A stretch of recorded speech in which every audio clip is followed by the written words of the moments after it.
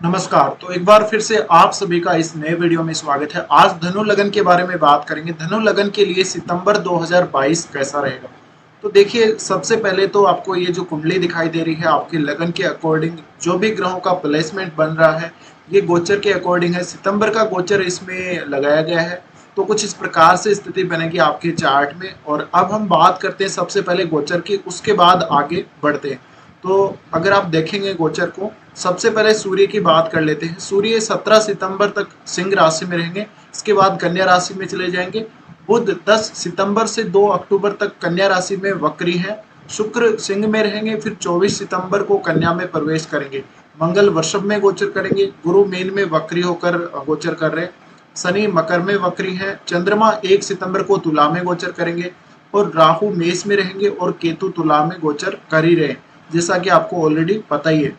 तो यहाँ पर जो स्थिति बन रही है धनु लगन के अकॉर्डिंग, उसमें कहीं ना कहीं देखिए जो काफी अच्छी कुछ कंडीशंस निकल के सामने आ रही हैं। आपको इस मंथ में किन किन बातों पर ज्यादा फोकस करना चाहिए, कौन कौन से कामों के बनने की संभावनाएं ज्यादा नजर आ रही हैं, उनकी भी हम बात करेंगे। और एक ओवरऑल हम कुंडली की चर्चा कर रहे हैं। तो सबसे पहले देखते हैं गुरु के गोचर को, क्योंकि गुरु आपके लगने से और चौथे घर के स्वामी होकर वो चौथे घर में ही अभी वक्री होकर गोचर कर रहे हैं।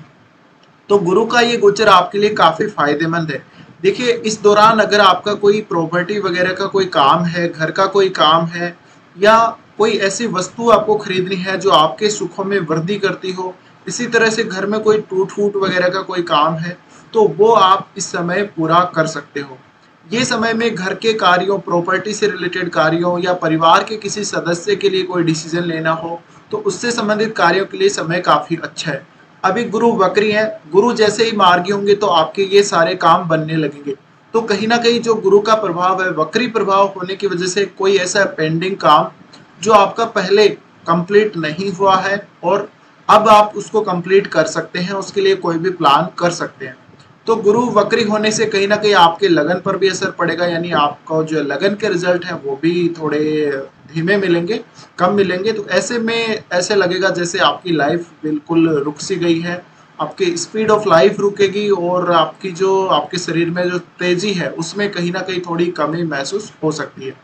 इसके साथ ही देखिए, गुरु जो है यहाँ से सबसे पहले जो अपनी ये दृष्टि डाल रहे हैं, वो डाल रहे हैं अष्टम भाव पे। तो अष्टम भाव पे जब ये दृष्टि डाल रहे हैं, अष्टम भाव से कोई भी आपको गेन होना है वो आपका धीमा हो जाएगा। फिलहाल अष्टम का अगर आपका कोई भी काम है, जैसे रिसर्च से जुड़ा हुआ आपको कोई काम है, आपको प्रॉपर्टी का कोई काम है, पैतृक संपत्ति का कोई काम है, या फिर आपने कहीं पर पैसा इन्वेस्ट किया है, जो आपको पैसा जिसके ऊपर आपको रिटर्न चाहिए, तो वो आपको अभी रुकना पड़ सकता है उसके लिए।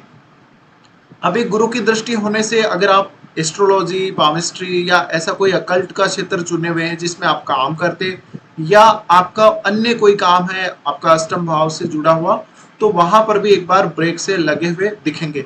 ऐसे में आपको वेट करना चाहिए और बिल्कुल यहाँ पर जैसे ही गुरु मार्गी होंगे वैसे ही आपको सारे रिजल्ट एक साथ मिलने लगेंगे। इसी तरह से गुरु यहाँ पर आपके जो दृष्टि डाल रहे हैं वो 10th हाउस पर भी दृष्टि डाल रहे हैं। तो आपके लिए इस समय जॉब में कुछ ना कुछ चेंजेस आ सकते हैं। अगर जिन जातकों को अभी जॉब नहीं मिला है उनको एक अच्छी जॉब मिल सकती है कुछ ही समय में। इसी तरह से आपको यहाँ पर बुध और सूर्य भी सपोर्ट कर रहे हैं, विशेषकर इस मंथ में। तो गुरु की जो दृष्टि है उसकी ही हम हालांकि बात कर रहे हैं अभी। तो आपके लिए ऐसा मौका हो सकता है कि अगर आप जॉब चेंज करना चाहते हो, या फिर आपका कोई विवाद चल रहा है अपने जो बॉस है उनके साथ, या और कोई आपका काम है अपने प्रोफेशन से रिलेटेड, तो उसमें आपको सफलता अवश्य मिलनी चाहिए।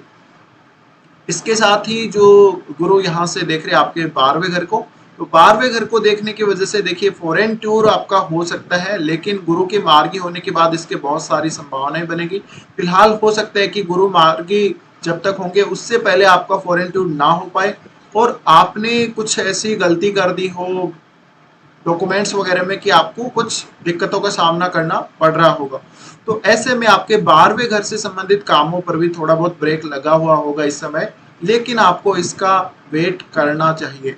अब आगे बढ़ते हैं और बात करते हैं शनि के बारे में। शनि के गोचर को अगर आप देखेंगे तो शनि अभी वक्री चल रहे हैं मकर में। शनि वक्री जब चल रहे हैं तो ऐसे में सबसे पहले तो आपको अपनी जो आपके पास जो संपत्ति है, जो आपके पास जमीन जायदाद है, ज्वेलरी वगैरह है, वो आपको अपनी बिल्कुल स्थायी नजर आएगी, यानी बिल्कुल उसमें कोई बहुत बड़ा बदलाव नहीं होगा। जैसे आपकी जो आर्थिक स्थिति है वो वैसे की वैसी रहने वाली है। साथ ही ये यहाँ पर वक्री है, तो यहाँ पर आपको बहुत ज्यादा मेहनत तो हालांकि धन प्राप्त करने के लिए नहीं करनी पड़ेगी, लेकिन वाणी को लेकर थोड़ी बहुत दिक्कत हो सकती है। इसी तरह से आपको अपनी फैमिली में अनुशासन को शनि दिखाते हैं, तो ऐसे में हो सकता है कि आपकी फैमिली काफी अनुशासित होगी। इसी तरह से आपकी फैमिली में काफी सारे रूल्स चलते होंगे, जैसे कौन सा भोजन करें, कौन सा भोजन आपकी हेल्थ के लिए अच्छा रहेगा, और जो भी आप अपने फैमिली में रूल्स एक दूसरे पे लगाते, तो कहीं ना कहीं शनि इस प्रकार का प्रभाव फिलहाल दे रहे होंगे।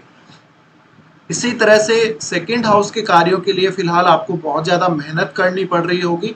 और ऐसे में शनि की जो दृष्टियां पड़ रही है, सबसे पहले इनकी दृष्टि पड़ रही है आपके चौथे घर पे। चौथे घर पे जब दृष्टि पड़ रही है तो आपका कोई कामकाज घर से जुड़ा हुआ वो ऐसा हो सकता है कि रुका हुआ होगा। इसी तरह से आपकी माता जी की हेल्थ जो अभी कमजोर पड़ गई होगी किसी वजह से, तो आपको यहाँ पर वेट करना चाहिए। अब दूसरा, यहाँ पर शनि की जो दृष्टि पड़ रही है उस वजह से घर के जो काम है वो रुक जाएंगे, घर में अनुशासन काफी ज्यादा होगा, परिवार में काफी अनुशासन होगा। इसी तरह से आपको काफी ज्यादा मेहनत करनी पड़ सकती है फिलहाल, क्योंकि दोनों ग्रह गुरु और शनि दोनों ही वक्री हैं फिलहाल, तो आपकी मेहनत को बढ़ा देंगे, आपके प्रयासों को काफी ज्यादा बढ़ा देंगे, लेकिन आप जितने प्रयास कर रहे हैं फिलहाल उतना ज्यादा आपको रिटर्न नहीं देंगे। तो ये आपको ध्यान रखना है। इसी तरह से शनि की दृष्टि पड़ रही है आपके अष्टम भाव पे। अष्टम पे जब दृष्टि पड़ रही है तो आपको अष्टम भाव से रिलेटेड जो भी गेन होना है उसमें कहीं ना कहीं थोड़ी बहुत डिले होगी। इसी तरह से मान लीजिए आपका किसी से कोई विवाद चल रहा है, जैसे पैतृक संपत्ति में कोई विवाद चल रहा है, या आपके इन लॉज के साथ आपके संबंध अच्छे नहीं है, तो उनमें एक बार ब्रेक सा लग सकता है जैसे ही ये ग्रह मार्गी होंगे, क्योंकि दोनों की दृष्टि यहाँ पर पड़ रही है आपके अष्टम भाव पे। ऐसे में अष्टम भाव से जो भी फायदा होना है बिल्कुल भी आपको फायदा नहीं मिल पाएगा। इसी तरह से यहाँ पर अगर हम देखें तो शनि देख रहे हैं आपके आपके लाभ स्थान को, तो लाभ स्थान को जब शनि देख रहे हैं तो ऐसे में देखिए जो आपको पैसा कहीं पर आपका रुका हुआ है वो पैसा आपको अभी मिल सकता है। साथ ही यहाँ पर कुछ दिक्कतें भी नजर आ सकती हैं आपको अपने लाभ को प्राप्त करने में। और कुछ दोस्तों के साथ भी अगर आप इस प्रकार से अगर काम कर रहे हैं, मिलके काम कर रहे हैं, या फिर कुछ लाभ प्राप्त करना चाहते हैं, तो कहीं ना कहीं थोड़ी समस्या आप लोगों को आ ही सकती है। इसी के साथ आपका धन को लेकर बहुत ज्यादा लगाव आपके मन में नहीं रहेगा, बिल्कुल आपका जो जिस प्रकार से आपको अर्निंग हो रही थी वो वैसी की वैसी ही रहेगी। तो अब आगे बढ़ते हैं यहाँ पर और बात करते हैं मंगल के बारे में। मंगल आपके पंचम और 12वें घर के स्वामी बनते हैं। पंचम में राहु का गोचर है और मंगल गोचर कर रहे हैं इस मंथ में आपके छठे घर में। छठे घर में मंगल है तो कुछ दिक्कतें आ सकती है आप लोगों को, जैसे कि आपके ऑफिस में आपके साथ वाले लोग आपको काफी ज्यादा परेशान कर सकते हैं, वहां पर आपका किसी के साथ कोई लड़ाई झगड़ा हो सकता है। इसी तरह से संतान को लेकर कुछ इश्यू हो सकते हैं आप लोगों को, आपके एजुकेशन से संबंधित कुछ ना कुछ प्रॉब्लम्स, कुछ बाधाएं आ सकती हैं, लेकिन आप जल्द ही इन सभी बाधाओं से निकल जाएंगे। फिलहाल आप जो भी जीवन में संघर्ष कर रहे हैं उस संघर्ष से आप बहुत जल्दी निकलने वाले हैं। मंगल का जो गोचर है, मंगल का गोचर यहाँ पर आपको काफी ज्यादा हिम्मत दे रहा है, और जो आप तकलीफ झेल रहे हैं उसमें मंगल आपको काफी सपोर्ट कर रहे हैं।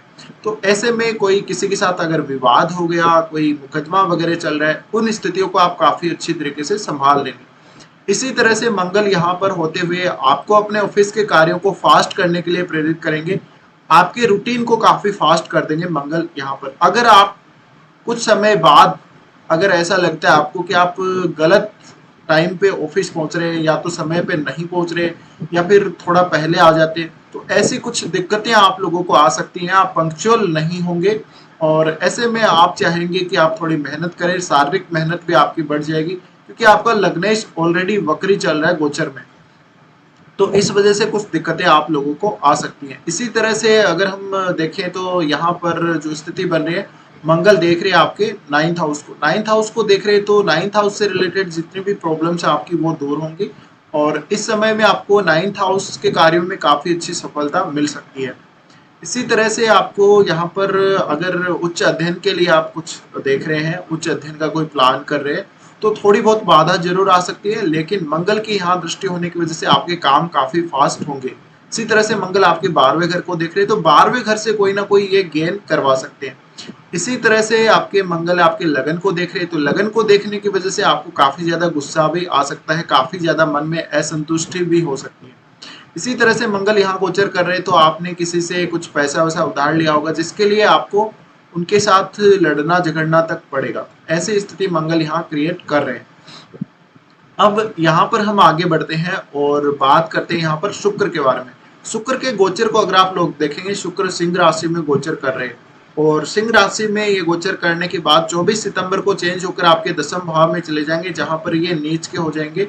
और यहाँ पर क्योंकि वक्री बुध रहेंगे तो इनका नीच भंग पूरी तरीके से हम नहीं मान सकते। ऐसे में देखिए, नीच भंग में थोड़ी बहुत कमी जरूर रहेगी, तो ऐसे में आपको जो शुक्र के परिणाम है 24 सितंबर के बाद अच्छे से नहीं मिल पाएंगे। लेकिन शुक्र जब तक आपके भाग्य स्थान में है तब तक आपके लिए काफी अच्छा है।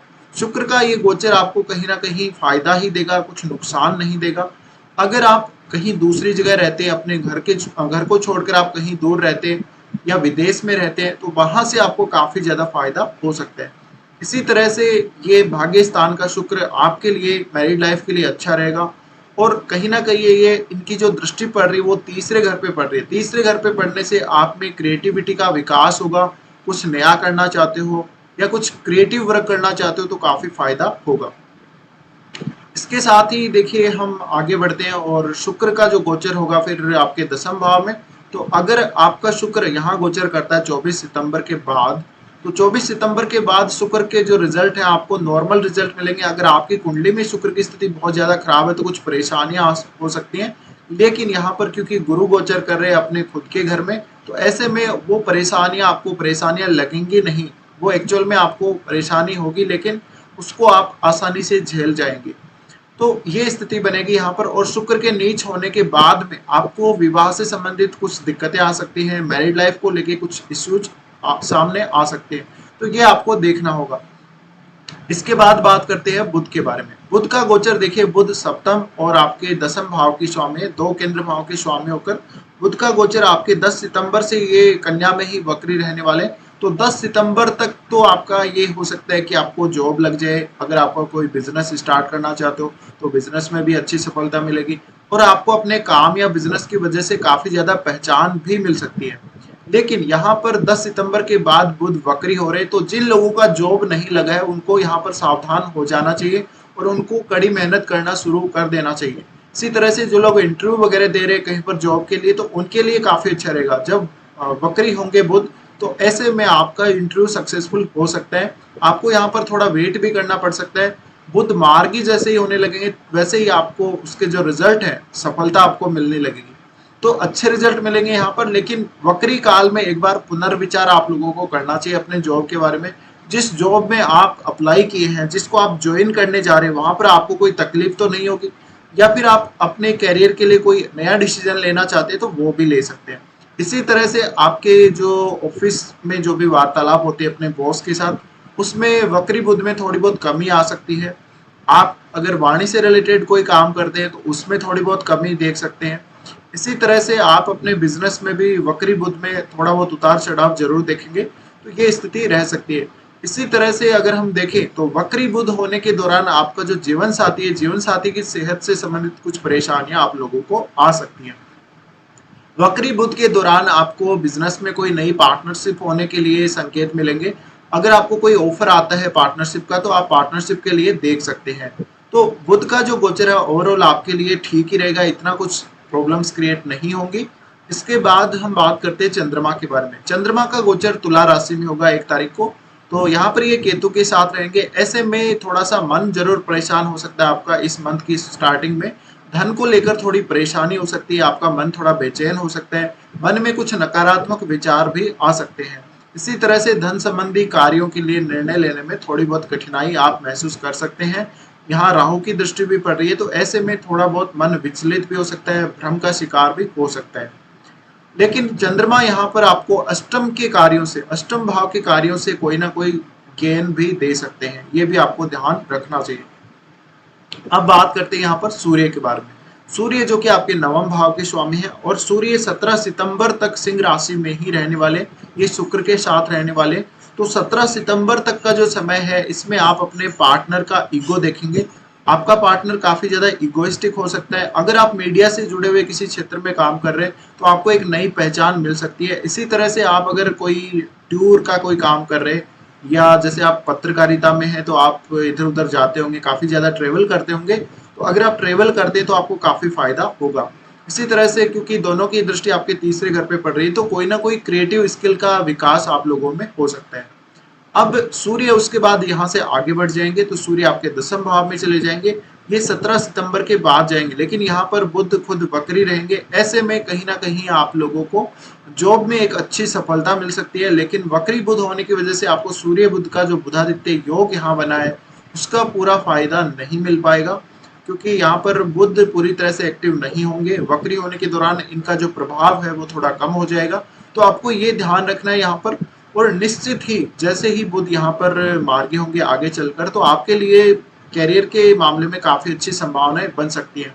तो कहीं ना कहीं जो स्थिति आपके सामने है फिलहाल, देखिए कैरियर को लेकर आपको इस मंथ में विशेष ध्यान रखना चाहिए। कैरियर को लेकर बहुत अच्छा कुछ आपको प्लानिंग करनी चाहिए जिससे आपको काफी फायदा हो। इसी तरह से सूर्य और बुध दोनों ही आपके 4th हाउस पर एस्पेक्ट कर रहे हैं। 4th हाउस पर इनकी एस्पेक्ट होने की वजह से आप अपने घर के कार्यों को अच्छी तरह से संभालने की कोशिश करेंगे और संभालेंगे भी। जो गुरु यहाँ वक्री हैं तो इनकी वजह से जो काम अटके हुए हैं उनमें कहीं ना कहीं एक बैलेंस लाने का प्रयास सूर्य और बुध दोनों ही करेंगे। तो अब हम बात कर लेते हैं यहाँ पर राहु और केतु के बारे में। देखिए राहु और केतु आपके जो एक्सिस बना हुआ है वो 5th और 11th हाउस का बना हुआ है। ऐसे में आपको कोई स्टॉक मार्केट वगैरह से बहुत बड़ा गेन हो सकता है राहु के इस गोचर में। प्रेम संबंधों में भी सफलता मिल सकती है, लेकिन यहाँ पर मंगल की राशि में इतना अच्छा राहु होता नहीं है। तो अगर आपका राहु बहुत ज्यादा खराब स्थिति में है कुंडली में तो आप ज्यादा कोई गेन एक्सपेक्ट नहीं कर सकते। अगर राहु की स्थिति काफी अच्छी है तो फिर आप यहाँ पर कुछ फायदा देख सकते हैं। इसी तरह से आप अपनी एजुकेशन वगैरह के लिए विदेश यात्रा करें या कोई फॉरेन का टूर करें तो ऐसी संभावनाएं बनेंगी। साथ ही ये आप में क्रिएटिव स्किल का विकास करेंगे राहु 5वें भाव में आने की वजह से। केतु गोचर कर रहे हैं आपके लाभ स्थान में, तो लाभ स्थान में केतु का गोचर आपको धन की इच्छा या जो धन आपके पास है, जो पैसा आपके पास पड़ा है उसको यूज करने की इच्छा नहीं देगा। पैसा आपके पास बहुत आता रहेगा, लेकिन उसकी कहीं ना कहीं जो इच्छा है आपके मन में, उसको यूज करने की जो इच्छा है वो कम होती जाएगी। तो ऐसे में आपको जरूर ध्यान रखना है। यहाँ पर केतु का गोचर है तो इसका मतलब धन को लेकर या लाभ को लेकर थोड़ी सी फ्रस्ट्रेशन भी आपके मन में आ सकती है। तो अब हम आगे बढ़ जाते हैं यहाँ से और बात कर लेते हैं कुछ आप लोगों के लिए अच्छे दिनों की। अगर अच्छे दिनों की बात करें तो 8, 9, उसके बाद 14, 15, 26, 27 और 28 ये दिन आप लोगों के लिए काफी अच्छे बीतेंगे। इन दिनों में आप अपना कोई भी कार्य निपटा सकते हो। तो चलिए अब बात करते हैं कुछ आप लोगों के लिए खराब दिनों की। अगर सबसे पहले बात की जाए तो चंद्रमा का गोचर जब वृषभ में होगा 15, 16 और 17 तारीख को, इस समय आपको विशेष परेशानी अपने किसी काम को लेकर हो सकती है। अगर कहीं आप विवाद में फंसे हुए तो बहुत ज्यादा दिक्कत आ सकती है। 15, 16 और 17 को किसी रोग की वजह से भी परेशानी हो सकती है। ये समय में अपने रूटीन को लेकर थोड़ी सावधानी जरूर बरतें। इसी प्रकार से चंद्रमा जब अपनी खुद की राशि कर्क में गोचर करेंगे तो 20, 21 और 22 को ये समय में आपके लिए कुछ अवसाद से जुड़ी हुई समस्याएं सामने आ सकती है। दुर्घटना कहीं हो सकती है, आपको कहीं से चोट लग सकती है। 20, 21 और 22 को अचानक धन प्राप्ति की भी संभावनाएं बहुत सारी बन रही है। चंद्रमा का गोचर जब वृश्चिक में होगा 2, 3, फिर 29 और 30 को, ये 4 दिन आपके लिए कोई भी महत्वपूर्ण डिसीजन लेने के लिए अच्छे नहीं है।